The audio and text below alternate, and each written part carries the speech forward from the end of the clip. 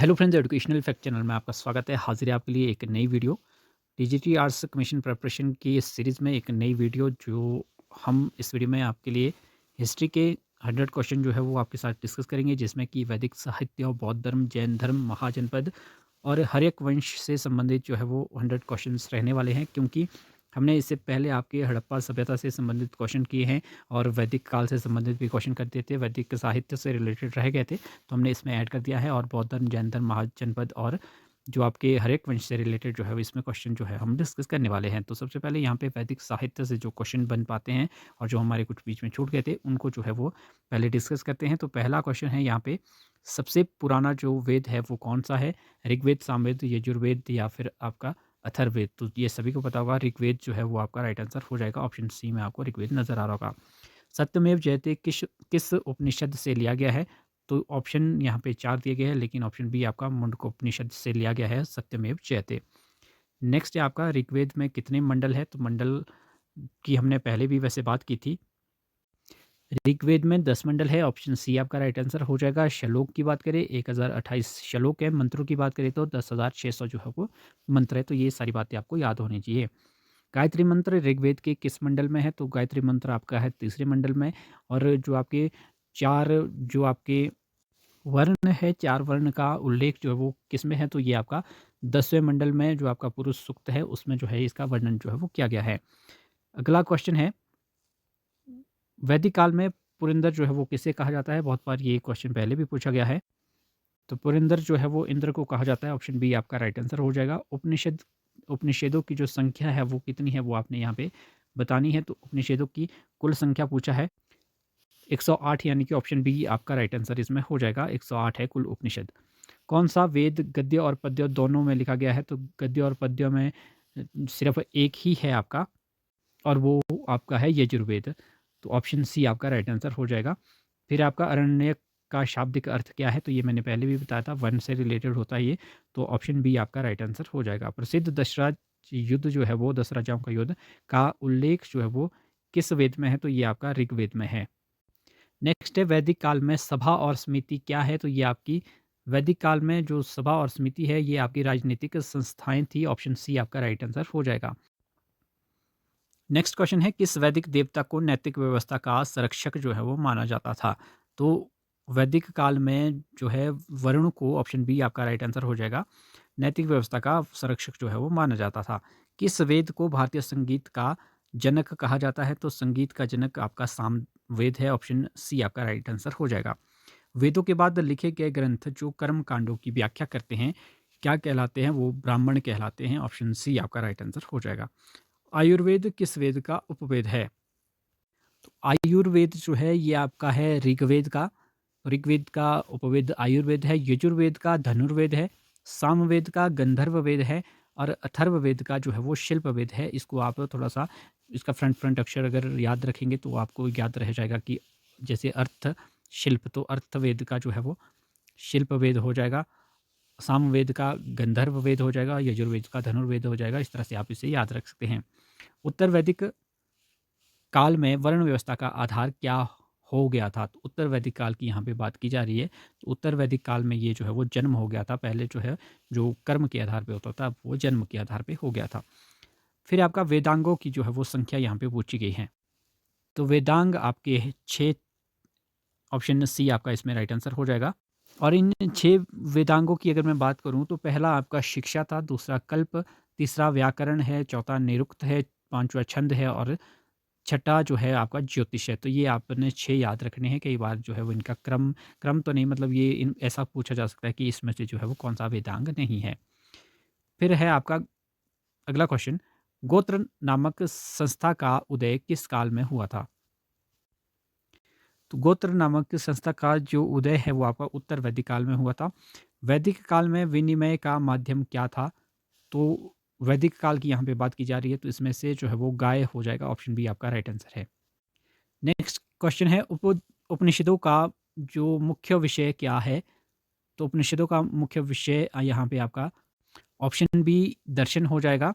और शतपथ ब्राह्मण किस वेद से संबंधित है? शतपथ ब्राह्मण की हमने पहले भी बात की थी, तो शतपथ ब्राह्मण जो है आपका यजुर्वेद से है। तैत्तिरीय भी है एक, जो आपका यजुर्वेद से संबंधित है। और ऋग्वेद की बात करें ब्राह्मण की, तो ऐतरेय और कौशिक की एक, 2 ये है। और आपका अथर्ववेद की बात करें, अथर्ववेद से सिर्फ एक ही ब्राह्मण है जो संबंधित है, वो है गौपथ। ये आपने याद रखना है। अब बौद्ध धर्म से यहाँ पे कुछ क्वेश्चंस है। तो सबसे पहले है, गौतम बुद्ध का जो जन्म है वो आपका कहाँ हुआ था? तो गौतम बुद्ध जो थे, महात्मा बुद्ध, उनका जो जन्म है वो आपका लुम्बिनी में हुआ था। ऑप्शन सी आपका राइट आंसर यहाँ पे हो जाएगा। बुद्ध के प्रथम उपदेश को क्या कहा जाता है? तो प्रथम उपदेश को जो है वो धर्म चक्र परिवर्तन जो है वो यहाँ पे कहा जाता है। किस स्थान पर जो है वो बुद्ध को ज्ञान की प्राप्ति जो है वो हुई थी? तो यहाँ पे ऑप्शन सी है बोध गया। तो इसी से ही इसका जो नाम है वो बोध गया पड़ा था। तो ऑप्शन सी आपका राइट आंसर हो जाएगा। बौद्ध धर्म के त्रिरत्न कौन से है? तो यहाँ पे जो आपका ऑप्शन ए ही है, बुद्ध। तो बुद्ध तो आपके संस्थापक है। दूसरा था धम्म, धम्म जो इन्होंने उपदेश दिए थे। और संघ जो इनके जो मतलब वो अनुयायी थे, उसको संघ, उनका जो संगठन था उसको संघ कहा जाता है। तो ये 3 आपके त्रिरत्न कहलाते थे। बौद्धों का सबसे पवित्र ग्रंथ कौन-सा है? तो बौद्धों का जो सबसे पवित्र ग्रंथ है वो आपका त्रिपिटक है। ऑप्शन सी आपका राइट आंसर हो जाएगा। चौथी बौद्ध संगति किसके शासनकाल में हुई थी? तो यहाँ पे जो ऑप्शन दिए हैं, इन सभी जो ये चारों ऑप्शन हैं, इन सभी के उसमें जो है वो एक-एक बौद्ध संगति हुई थी। लेकिन जो यहाँ पे चौथी बौद्ध संगति पूछी है, तो ये आपकी जो ऑप्शन डी है, कनिष्क, कनिष्क के शासनकाल में हुई थी। पहले क्वेश्चन आ सकता है कि पहली जो बौद्ध संगति है वो किसके शासनकाल में हुई थी? तो पहली हुई थी अजातशत्रु के, दूसरी आपकी जो हुई थी वो दूसरी हुई थी कालाशोक के, और तीसरी हुई थी अशोक के, और चौथी आपकी कनिष्क के। तो यानी कि एक-एक करके आप इसे याद रख सकते हैं। ए से आपका अजातशत्रु हो गया, के से फिर कालाशोक हो गया, तीसरा ए फिर अशोक हो गया, चौथे में कनिष्क हो गया। एक-एक करके आप इसे नहीं भूलेंगे।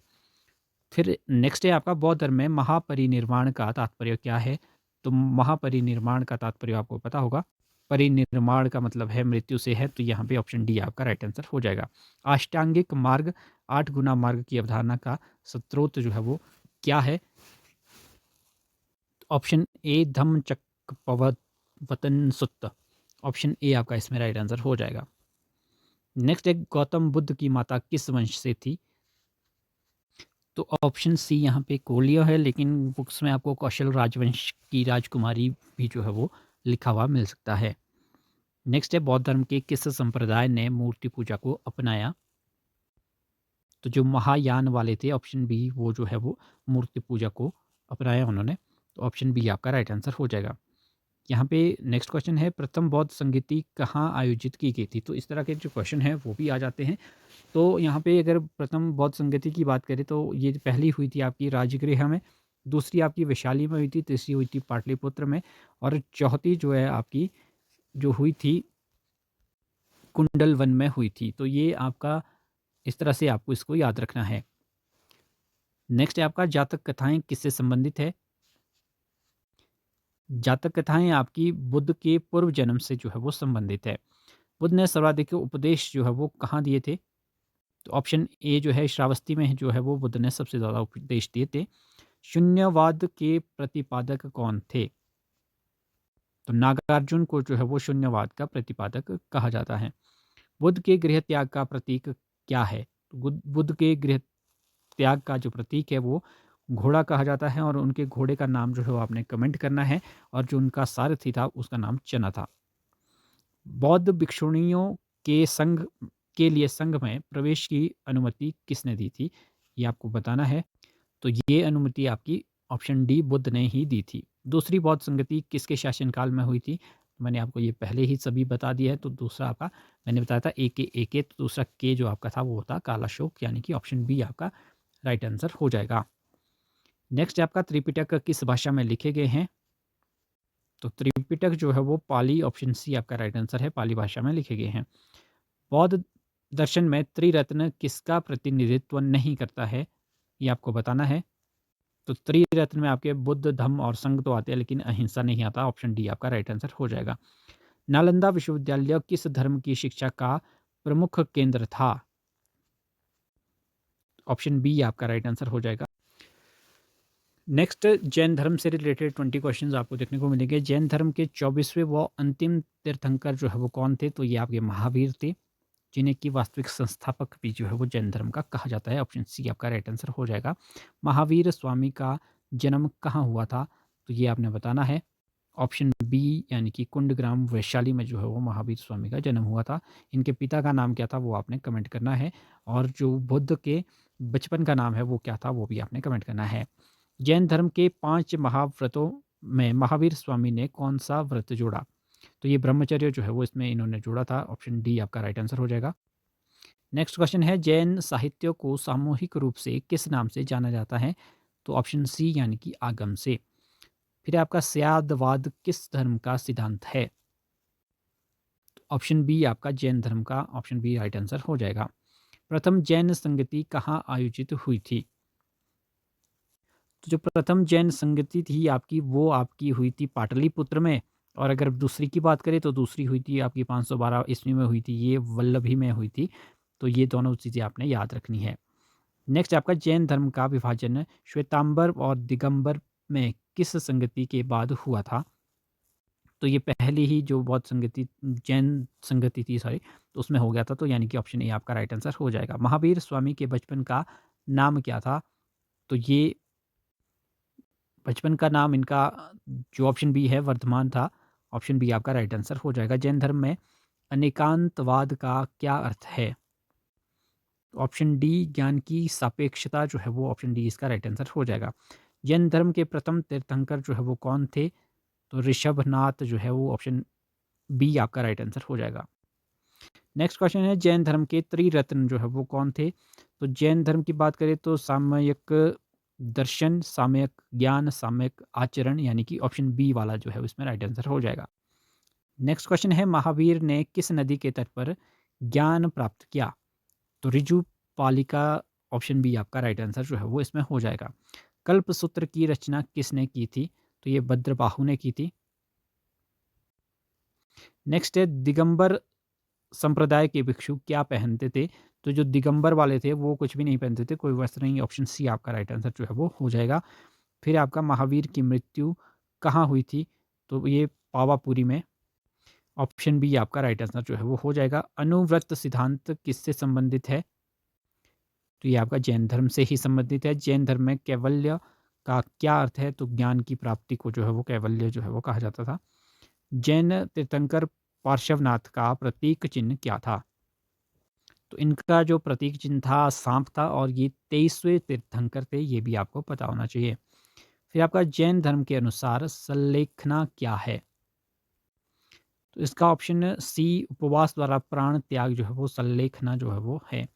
नेक्स्ट है, द्वितीय जैन संगति कहाँ आयोजित हुई थी? तो ये मैंने आपको पहले ही बता दिया, वल्लभी में जो है वो ये हुई थी। नेक्स्ट है, 16 महाजनपदों से यहाँ पे जो है वो कुछ एक क्वेश्चन हम आपके लिए लेके आए हैं। तो सबसे पहला जो क्वेश्चन है यहाँ पे, 16 महाजनपदों की जानकारी किस बौद्ध ग्रंथ से जो है वो मिलती है? तो ये आपकी अंगुत्तर निकाय जो है, ऑप्शन सी आपका राइट आंसर हो जाएगा। और अगर जैन ग्रंथ की बात करें तो भगवती सूत्र से जो है वो 16 महाजनपदों की जो जानकारी है वो मिलती है। मगध की आरंभिक राजधानी जो है वो कौन सी थी? तो राजगृह या गिरिब्रज जो है वो, ऑप्शन सी आपका इसमें राइट आंसर हो जाएगा।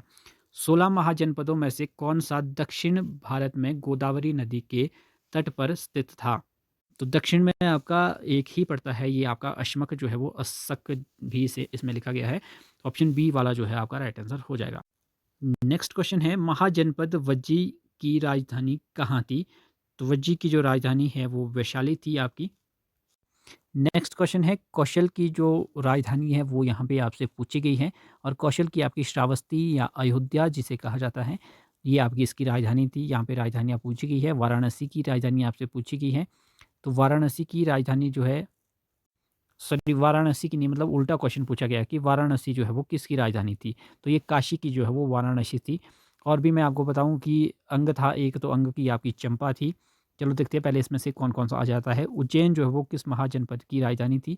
उज्जैन की यहाँ पे बात की गई है। उज्जैन की जब बात आती है तो उज्जैन की जो, ये ऑप्शन ए जो अवंती है आपका, उज्जैनी भी उसे कहा जाता था, या महिष्मती भी जो है वो कहा जाता था। ये अवंती की जो है वो राजधानियाँ थी। महाजनपद कुरु की यहाँ पे राजधानी जो है वो पूछी गई है। कुरु की इंद्रप्रस्थ आपकी थी। ये आपका दिल्ली मेरठ के आसपास वाला जो है वो एरिया था। फिर आपका मगध महाजनपद के उदय का मुख्य कारण यहाँ पे जो है वो क्या था, वो आपसे पूछा गया है। तो मगध के उदय के कारण यहाँ पे गंगा का मैदान एक है, लोहे के भंडार यहाँ पे थे, शक्तिशाली शासक थे, ये सभी जो है वो इसके कारण हो जाएंगे। कौन सा महाजनपद गणतांत्रिक था? तो ऑप्शन सी वज्जी जो है वो गणतांत्रिक गणराज्य था। महाजनपद मल्ल की राजधानी यहाँ पे आपसे पूछी गई है और मल्ल की राजधानी थी कुशीनगर या पावा। ऑप्शन बी आपका राइट आंसर जो है वो हो जाएगा। महाजनपद पांचाल की राजधानियाँ क्या थी? तो पांचाल की आपकी अहिच्छत्र जो है वो या आपका कंपिल्य, यानी कि ऑप्शन बी आपका राइट आंसर इसमें हो जाएगा, ये थी। कौन सा महाजनपद वर्तमान बिहार के मुंगेर और भागलपुर क्षेत्र में स्थित था? तो इसमें आपका जो अंग है और अंग की राजधानी चंपा थी। बिहार के भागल और मुंगेर जिले के आसपास का ये जो है वो क्षेत्र था। गांधार महाजनपद की राजधानी कहाँ थी? तो गांधार की अगर बात करें तो इसमें आपका ऑप्शन बी तक्षशिला जो है वो गांधार की राजधानी थी। फिर आपका महाजनपद चेदी की राजधानी यहाँ पे पूछी गई, तो शुक्तिमती शक्तिमती ऑप्शन बी या शुक्तिमती जो भी आपका ऑप्शन में होगा वो आपका राइट आंसर जो है वो इसमें हो जाएगा। 6वीं शताब्दी ईसा पूर्व में किस महाजनपद ने मगध पर प्रभुत्व स्थापित करने के लिए संघर्ष किया? तो इन सभी ने किया था, ये आपस में भी जो है वो उलझते रहते थे, अंगवंती वत्स उपयुक्त सभी। महाजनपद वत्स की राजधानी जो है वो कहाँ थी? वत्स की कौशाम्बी जो है वो ऑप्शन ए आपका राइट आंसर हो जाएगा। ये वत्स की जो है वो राज नेक्स्ट है, किस महाजनपद के राजा प्रद्योत को बिंबिसार ने अपने राज्य वैद्य जीवक को इलाज के लिए भेजा था? तो ये अवंती ऑप्शन बी इसका राइट आंसर हो जाएगा। नेक्स्ट है, किस महाजनपद की राजधानी विराटनगर थी? तो विराटनगर आपकी मत्स्य की थी। ऑप्शन बी आपका राइट आंसर हो जाएगा, जो आप आजकल जयपुर भरतपुर के नाम से जाने जाते हैं। और फिर आपका है सबसे पश्चिमी महाजनपद जो है वो कौन सा था? तो सबसे पश्चिमी आपका था कंबोज, ये पर आपका उत्तर पश्चिम में पड़ता है, तो ये कंबोज ऑप्शन बी आपका राइट आंसर हो जाएगा। फिर है हर्यक वंश से क्वेश्चन है यहाँ पे, हर्यक वंश का जो संस्थापक है वो कौन था? तो यहाँ पे सबसे पहला क्वेश्चन आपका ये बनता है, तो बिंबिसार को जो है वो हर्यक वंश का संस्थापक कहा जाता है। नेक्स्ट है, बिंबिसार किस धर्म का अनुयायी था? तो ये जैन और बौद्ध दोनों धर्मों का था, तो यानी कि ऑप्शन डी आपका राइट आंसर हो जाएगा, ए और बी दोनों। बिंबिसार ने किस महाजनपद को जीतकर मगध में मिलाया था? तो इसने जो है वो अंग को, ऑप्शन बी आपका राइट आंसर हो जाएगा। बिंबिसार की हत्या उसके किस पुत्र ने जो है वो की थी? तो बिंबिसार की जो हत्या है उसका पुत्र था अजात शत्रु, ऑप्शन सी आपका राइट आंसर हो जाएगा। तो जो ये हर्यक वंश थे, इन्हें जो है वो पितृहंता वंश भी जो है वो कहा जाता था, क्योंकि ये जो है जैसे हर बिंबिसार थे, बिंबिसार को मारा था अजातशत्रु ने, फिर अजातशत्रु को भी जो है वो उसके पुत्र ने मार दिया था, जो कि फिर गद्दी पर बैठा था, उदयीन उसका नाम था। फिर नेक्स्ट है आपका, पितृहंता के रूप में किसे जाना जाता है? तो पितृहंता के रूप में आपके अजातशत्रु को ही जो है वो जाना जाता है। इसे कुणिक भी जो है वो कहा जाता है अजातशत्रु को। अजातशत्रु के शासनकाल में कौन सी बौद्ध संगति आयोजित जो है वो की गई थी? तो बौद्ध संगति के बारे में हमने पहले ही डिटेल में सब कुछ बता दिया है आपको। तो ये आपकी जो पहली बौद्ध संगति हुई थी 483 के करीब, वो अजातशत्रु के शासनकाल के समय जो है वो हुई थी। अजातशत्रु ने किस गणराज्य के साथ युद्ध में रथ मुसल और महाशिलाकंटक जैसे हथियारों का जो है वो प्रयोग किया था? तो ये आपका वैशाली के खिलाफ किया था इसने, लेकिन यहाँ पे आपको वज्जी लिखा है, तो वज्जी की जो राजधानी थी वो ही वैशाली थी, तो ऑप्शन ए आपका राइट आंसर इसमें हो जाएगा। किस शासक ने मगध की राजधानी राजगृह से पाटलिपुत्र स्थानांतरित की थी? तो जो अजातशत्रु का पुत्र था, उदायीन था इसका नाम, तो इसने जो है वो पाटलिपुत्र की जो है वो स्थापना की थी, और इसने ही जो है वो पाटलिपुत्र के लिए जो है राजधानी भी जो है वो स्थानांतरित की थी।